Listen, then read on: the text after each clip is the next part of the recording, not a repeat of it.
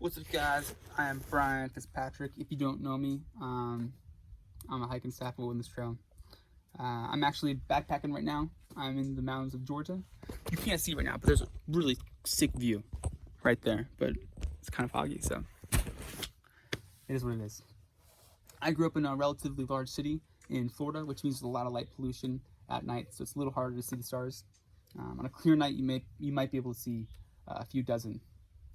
Regardless of how few stars you can see, my dad loves looking at the stars. When I was a kid, every time there's a meteor shower, he'd grab a bunch of blankets, and him and I would lay out in the backyard and stare up at the big black void, waiting for some light to beam across. I don't know if it's because I didn't have the patience, or maybe I didn't know where to look, or maybe the light pollution was just a little bit too thick. But of all the nights laid out there with him, I don't think I ever saw one. I was 14 when I first came to Wilderness Trail. I stayed in the shelter that faced the bathhouses, so the lights kept me up all night. And after hours of trying to fall asleep, I got up and I started wandering around the property. And I found myself out by the Gaga pit. And I remember looking up that night at the thousands and thousands of stars, just being completely awestruck. I had no idea what I was looking at. I thought that the planets were stars. I thought the Milky Way was a cloud. But I could see it was beautiful. And luckily, I've had the unique opportunity to be a summer staff at Wilderness Trail for the past 3 years, which means that I have had the opportunity to live up at the property for an extended period of time. And every time I go to bed, I'll pass by that spot where I stopped when I was 14, and I'll look up at the stars for a little bit, and that same awestruck emotion will arise within me.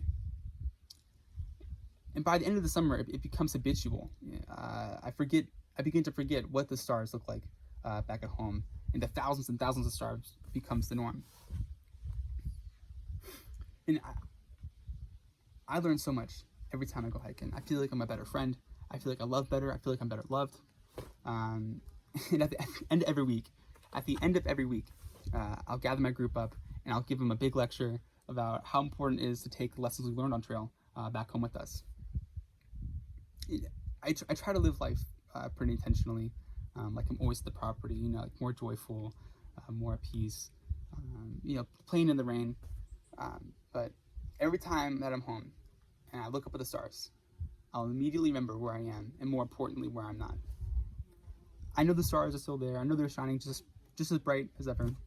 I know the Milky Way is still that big white bright scar across the night sky.